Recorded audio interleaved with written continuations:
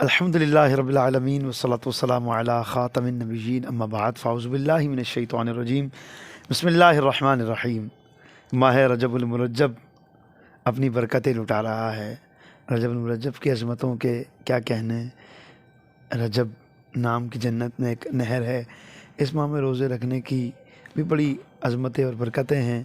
اسی مہینے میں نبی پاک علیہ الصلوۃ والسلام کو 27 تاریخ کو معراج کا عظیم الشان معجزہ عطا کیا گیا۔ اس مہینے کی 22 تاریخ کو مسلمانوں کے پہلے بادشاہ حضرت امیر معاویہ رضی اللہ تعالیٰ عنہ کا عرس پاک ہے۔ 15 رجب المرجب حضرت امام جعفر صادق رحمۃ اللہ تعالیٰ علیہ کے سال ثواب کے لیے دنیا بھر میں مسلمان کھیر پوری کنڈے کی نیاز کا سلسلہ کرتے ہیں۔ اور 13 رجب المرجب سادات کے والد حضرت علی المرتضیٰ شیر خدا کرم اللہ تعالیٰ وجہ الکریم کا یوم ولادت ہے۔ اور اسی مہینے کی 6 تاریخ کو آل نبی اولاد علی حسنی حسینی سید، جن کا نام ہی حسن ہے، سبحان اللہ، نام حسن ہے، اور آپ کی ولادت بسعادت ایران سے آگے جا کے ایک ہرات ایک جگہ ہے، چشت بھی جس کو کہا جاتا ہے، وہاں ہوئی۔ والد گرامی قبلہ کا نام غیاث الدین ہے، دادا کا نام کمال الدین ہے۔ آج سے 900 سال پہلے یہاں ولادت ہوتی ہے ایک بزرگ رحمۃ اللہ تعالیٰ علیہ کی، دنیا جنہیں خواجہ غریب نواز کے نام سے جانتی ہے۔ چھٹی شریف آپ کی اسی رجب المرجب کی 6 تاریخ کو منائی جاتی ہے۔ آپ کے عرس کی یہ تاریخ ہے آج، اور تقریباً 900 سال پہلے آپ کی ولادت بسعادت کا سلسلہ ہوا۔ 90+ آپ کی عمر پاک تھی۔ امام موسیٰ کاظم رحمۃ اللہ تعالیٰ علیہ کی اولاد سے جا کر آپ امام حسن حسین سے آپ کا جو سلسلہ نسب مل جاتا ہے۔ اور خواجہ غریب نواز کی کیا شان ہے، نام آپ سماعت کر چکے ہیں، حسن سنجری۔ جی آپ کا نام یہ ہمارے یہاں ایک بڑی مشہور منقبت ہے، اور جس میں کہا جاتا ہے، اور جس کی پڑھنے والوں نے تشریح بھی کی ہے کہ تیرا نام خواجہ معین الدین۔ تو تیرا نام نہیں ہے خواجہ معین الدین، یہ آپ کے القابات ہیں۔ خواجہ کہتے ہیں بزرگ کو، فارسی زبان کا لفظ ہے، خواجہ بزرگ کو کہتے ہیں، اور معین الدین دین کا مددگار۔ اسی لیے پڑھنے والوں نے، اس کو صحیح کرنے والوں نے یہ کہا ہے، تیری ذات خواجہ معین الدین، تیری ذات خواجہ معین الدین، تو رسول پاک کی آل ہے، تیری شان خواجہ خواجگاں، تجھے بے کسوں کا خیال ہے، تیری ذات خواجہ معین الدین۔ خواجہ غریب نواز رحمۃ اللہ تعالیٰ علیہ، اللہ اکبر کبیرہ، آپ رحمۃ اللہ تعالیٰ علیہ جو ہے وہ اللہ تبارک و تعالیٰ اپنے جن بندوں کو چاہتا ہے منتخب کر لیتا ہے۔ والد گرامی قبلہ غیاث الدین رحمۃ اللہ تعالیٰ علیہ کا بچپن میں انتقال ہو جاتا ہے۔ وہ ایک پنچکی اور باغ وراثت میں چھوڑتے ہیں۔ والدہ محترمہ آپ کی تربیت فرماتی ہیں، حفظ و ناظرہ قرآن کی آپ تعلیم پڑھتے ہیں، اور پھر جو ہے وہ کچھ نہ کچھ دنیا داری میں آپ مصروف ہو جاتے ہیں۔ تو پھر ایک دن آپ اپنے باغ میں جو ہے باغبانی کر رہے ہوتے ہیں، تو وقت کے مشہور مجذوب بزرگ حضرت ابراہیم قندوزی رحمۃ اللہ تعالیٰ علیہ کا باغ کے پاس سے گزر ہوتا ہے، اور وہ جو ہے وہ غریب نواز کے باغ میں آ کے بیٹھتے ہیں۔ تو اللہ رب الجلال کے ولیوں کا ادب پہلا قرینہ ہے محبت کے قرینوں میں۔ جی ہاں، بے ادب بد نصیب اور با ادب خوش نصیب بن جاتا ہے۔ آپ بڑے ادب کے ساتھ، محبت کے ساتھ وقت کے مشہور مجذوب بزرگ حضرت ابراہیم قندوزی رحمۃ اللہ تعالیٰ علیہ کو انگور کے باغ میں سے ایک انگور کا خوشہ پیش کرتے ہیں، پانی پیش کرتے ہیں، بڑے ادب کے ساتھ، محبت کے ساتھ۔ اللہ کے ولی کو یہ انداز بھا جاتا ہے، وہ اپنے جھولی سے جو ہے وہ ایک روٹی کا ٹکڑا نکال کر پہلے کچھ کھاتے ہیں، اور پھر جو ہے حضرت خواجہ معین الدین چشتی حسن سنجری رحمۃ اللہ تعالیٰ علیہ کے منہ میں ڈال دیتے ہیں۔ بس پھر کیا ڈالی جو میرے پیر نے بھرپور ایک نظر، پھر عالم کتاب چھوڑ کے سب جھومنے لگے۔ اب جب آپ کا تورک جاتا ہے، پیٹ میں اترتا ہے، تو دل کی دنیا بدل جاتی ہے۔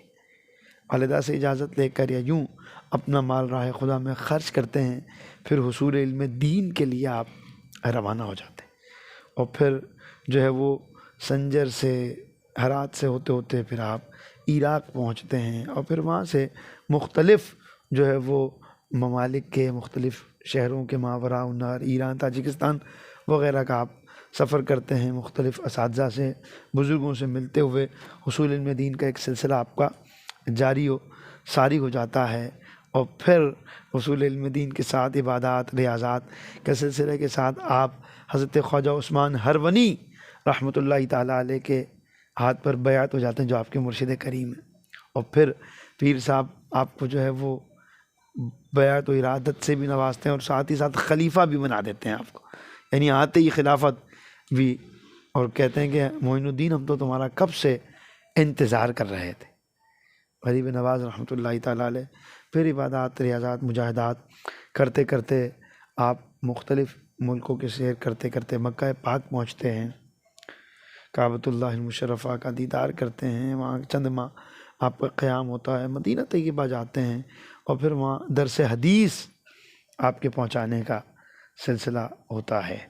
جی ہاں، آپ علم حدیث کا درس دیتے ہیں مدینہ مسجد نبوی شریف میں، ایک ٹائم تک آپ کا، ایک وقت تک درس حدیث کا سلسلہ چلتا رہتا ہے، اور پھر جب وقت آتا ہے اور جب حکم ہوتا ہے، جب جاتے ہیں واجہ مقدسہ پر سلام کرنے، السلام علیکہ یا رحمۃ للعالمین، تو لکھنے والوں نے لکھا، پھر جواب آتا ہے وعلیکہ السلام یا معین الدین، اے دین کے مددگار تمہیں مبارک ہو۔ اور کیونکہ آپ حضور سید غوث اعظم کے کزن بھی ہیں، خالہ زاد یا ماموں زاد بھائی ہیں آپ، اور پھر یہاں سے بغداد شریف سے ہوتے ہوتے آپ جاتے ہیں مدینہ طیبہ، اور پھر وہ سارا ایک سلسلہ بنتا جو ہے پھر آپ یہاں مرکز الاولیاء لاہور بھی آتے ہیں، اور یہاں بھی نبی پاک کے جو ہے وہ ارشادات کے مطابق اور احکامات کے مطابق، بزرگوں کے انداز کے مطابق یہاں قیام کرتے ہیں۔ تو آج بھی حجرہ غریب نواز موجود ہے، دیکھنے والوں نے دیکھا ہے، اور پھر یہ بات آپ لکھ کر جاتے ہیں، بولنا اور ہوتا ہے اور لکھنا اور ہوتا ہے، جو سند ہو جاتا ہے وہ غریب نواز۔ کون غریب نواز؟ کہ جن کی زندگی کا اگلا سفر جب شروع ہو رہا ہے، وہ یہاں سے جب نوازے جاتے ہیں تو کہتے ہیں گنج بخش فیض عالم مظہر نور خدا، ناق سارا پیر کامل، کامل آرا رہنما، کہ حضرت علی بن عثمان المعروف حضور داتا علی حجویری رحمۃ اللہ تعالیٰ علیہ کو ایک اکیلے واحد رب ذوالجلال نے یہ عزت و کرامت عطا کی ہے کہ آپ خزانوں کے بانٹنے والے ہیں، گنج بخش فیض عالم مظہر نور خدا، خدا کے نور کے مظہر آپ ہیں، ناقصوں کے لیے آپ پیر کامل ہیں، اور آپ کاملوں کے بھی کامل ہیں، کاملوں کے لیے بھی آپ رہنما ہیں، استاد ہیں۔ اللہ اکبر کبیرہ۔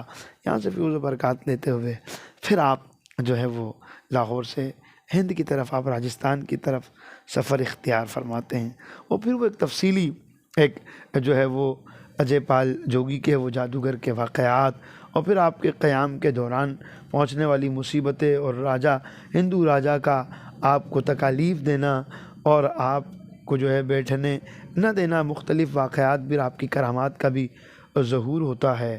اور پھر وہ دن آتا ہے، یعنی پھر جب آپ کو جب اٹھایا جاتا ہے اس جگہ سے، تو آپ اونٹوں کو ہندو راجا کے بندے آتے ہیں کہ اٹھو بھائی، یہ ہمارے اونٹوں کے بیٹھنے کی جگہ ہے۔ پھر آپ کھڑے ہو جاتے ہیں اور کہتے ہیں چلو اونٹ بیٹھے ہیں تو اونٹ ہی بیٹھے رہیں۔ جب آپ یہ کہہ کے آگے گزرتے ہیں، جب اونٹوں کو اگلے دن اٹھانے کا ٹائم آتا ہے تو اٹھتے ہی نہیں۔ اب راجا پوری انہوں نے اپنی کوشش کر لیتے ہیں اونٹ اٹھائیں، اٹھ کے ہی نہ دیں۔ ان کا بھی دماغ کام کرتا ہے، کہتے ہیں بھائی یہ اس سادھو کو ہم نے تنگ کیا ہے، تو وہ ہاتھ پاؤں جوڑ کے کہ آ جائیں آپ یہاں بیٹھیں۔ آپ کہتے ہیں اچھا اٹھا لو، پھر اٹھتے ہیں تو پھر آپ کی اس کرامت کو دیکھ کر جو ہے وہ آپ کا شعرا بھی دور دور ہو جاتا ہے۔ پھر کئی غیر مسلم آپ کی برکتوں سے ایمان لاتے ہیں، اور کیسا ایمان لاتے ہیں؟ نبی پاک کی روایت ہے نا، اللہ تیرے ذریعے ایک کو ہدایت دے دے، ایک کو ہدایت دے دے، یہ تیرے لیے ساری زمین کی سلطنت سے بہتر ہے، روئے زمین کی بادشاہت سے بہتر ہے۔ تو خواجہ حسن سنجری المعروف، خواجہ غریب نواز رحمۃ اللہ تعالیٰ علیہ، معین الدین خواجہ غریب نواز کی کیا شان ہے؟ پھر آپ کے ذریعے اللہ پاک ایک دو کو نہیں، وہ ہزار کو بھی نہیں، یہ کرم ہوتا ہے آپ پر کہ لکھنے والوں نے لکھا کہ پروردگار عالم نے آپ کے ذریعے 90 لاکھ اور بعض نے لکھا 1 کروڑ ہندوؤں کو دولت اسلام سے پھر آپ مشرف کر دیتے ہیں۔ اپنے قیام کے 40 سالہ قیام کے ہند کے دوران دورہ تبلیغ میں آپ کرامات کا ظہور ہونا، ساگر کا چھاگل میں بھر جانا اور غریب نواز کی غریب نوازی، سخاوت اور فیاضی دیکھ کر، آپ کے جو ہے وہ تبلیغ کو اور آپ کے ایٹیٹیوڈ کو دیکھ کر کفار جو ہے ہلکا بگوش اسلام ہوتے رہتے ہیں۔ اور یہ 900 سال 800 سال پہلے جب آپ ظاہری حیات سے متصف ہیں تب ہی یہ فیض جاری نہیں رہتا، بلکہ ابھی 100 سال 200 سال پہلے 50 سال پہلے جب آرمسٹرونگ یا دیگر انگریز جانسن کر کے کوئی وائسرائے آتا ہے، جانسن آتا ہے، تو وہ کہتا ہے بھئی ہم نے تو ملکہ برطانیہ بھی جب حکومت ہوتی ہے تو وہ لکھ کر جا کے دیکھتا ہے کہ ہم نے تو یہ دیکھا ہے کہ انڈیا میں بڑے لوگ آئے، اقتدار بادشاہ بھی آئے، انگریز نے بھی حکومت کی، لیکن ہم نے تو دیکھا ہے، ہم یہ بات کہنے پر مجبور ہو گئے ہیں کہ انڈیا میں ایک قبر لوگوں کے دلوں پر، ہم تو جسموں پر حکومت کرتے ہیں نا، غلام بناتے ہیں، ایک قبر ہے جو لوگوں کے دلوں پر حکومت کر رہی ہے، اور وہ قبر کسی اور کی نہیں، وہ غریب نواز کی قبر ہے۔ اللہ اکبر کبیرہ۔ یہاں آنے والے محروم نہیں رہتے۔ میرے غریب نواز جب دنیا سے وصال کرتے ہیں نا تو پیشانی پر نور آ جاتا ہے اور لکھا ہوتا ہے مات حبیب اللہ فی حب اللہ، اور اللہ کا پیارا اللہ کی محبت میں چلا گیا۔ اللہ کی محبت میں اللہ رب الجلال مزار غریب نواز پر برسنے والی کروڑوں رحمتوں سے ہمیں ذرہ قطرہ حصہ عطا فرمائے، اور میرے مرشد کریم کے شہزادے حاجی بلال رضا قادری اتاری مدثر العالی کو تو یہ برکت ملی ہے، نسبت ملی ہے کہ اس بار وہ غریب نواز کی چھٹی دربار غریب نواز میں منا رہے ہیں۔ ماشاءاللہ اجمیر شریف موجود ہیں وہ، اللہ آتے سال ہمیں بھی یہ سعادت عظمیٰ عطا فرمائے کہ ہم جو ہے وہ عرس غریب نواز، ذکر غریب نواز دربار غریب نواز میں منائیں، اور اپنے خواجہ سے جا کر یہ کہیں کہ میرا بگڑا بخت سنوار دو، میرے خواجہ مجھ کو نواز دو، تیری ایک نگاہ کی بات ہے، میری زندگی کا سوال ہے۔ لکھنے والوں نے لکھا اور حق لکھا کہ ویکھو کیڈا کرم کما چھڈیا، او بے رنگیاں نو رنگ لا چھڈیا، بے دینا نو دین سکھا چھڈیا، ساڈا ایک اجمیر دا پیر ویکھو، 90 لاکھ نو کلمہ پڑھا چھڈیا۔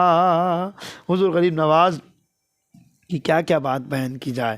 آپ جو ہے وہ فرماتے ہیں ولی کی یہ نشانی ہے کہ اس کی سخاوت دریا جیسی ہوتی ہے، وہ پیاسوں کو بھی سیراب کرتا ہے، پیٹ بھروں کو بھی سیراب کرتا ہے۔ آپ فرماتے ہیں انسان میں عاجزی زمین جیسی ہونی چاہیے، انسان میں عاجزی زمین جیسی ہو ہیں کہ وہ اس پہ کوئی بھی چلے اس کو کوئی فرق نہیں پڑتا، اور فیاضی سورج جیسی ہونی چاہیے کہ اپنوں کو بھی نوازا جائے، غیروں کو بھی نوازا جائے۔ اللہ رب الجلال مزار غریب نواز پر برسنے والی کروڑوں رحمتوں سے ہمیں ذرہ قطرہ حصہ عطا فرمائے۔ کیا کیا باتیں کی جائیں، یہ بھی ہم کہہ سکتے ہیں۔ تیری ذات پر، تیرے نام پر خواجہ ہم غریبوں کو ناز ہے، تو بڑا غریب نواز ہے، تو بڑا غریب نواز ہے۔ اور التجا یہ بھی ہے کہ میرا بگڑا بخت سنوار دو میرے خواجہ، اب تو نواز دو میرے خواجہ، سب کو نواز دو، تیری ایک نگاہ کی بات ہے، تیری ایک نگاہ کی بات ہے، میری زندگی کا سوال ہے، تیری ذات خواجہ معین الدین۔ یہ دیار خواجہ گے بے گماں، یہ بڑے سخی کا گے آستاں یہاں سب کی بھرتی ہیں جھولیاں، یہ در غریب نواز ہے تیری شان خواجہ معین الدین۔ بزم عثمان غنی کے تمام عہدیداران اور اراکین کی جانب سے تمام عاشقان غریب نواز کو عید چشتیہ عرس غریب نواز بہت بہت مبارک ہو، آمین۔ وآخر دعوانا ان الحمد للہ رب العالمین۔ جزاک اللہ خیرا و احسن الجزا۔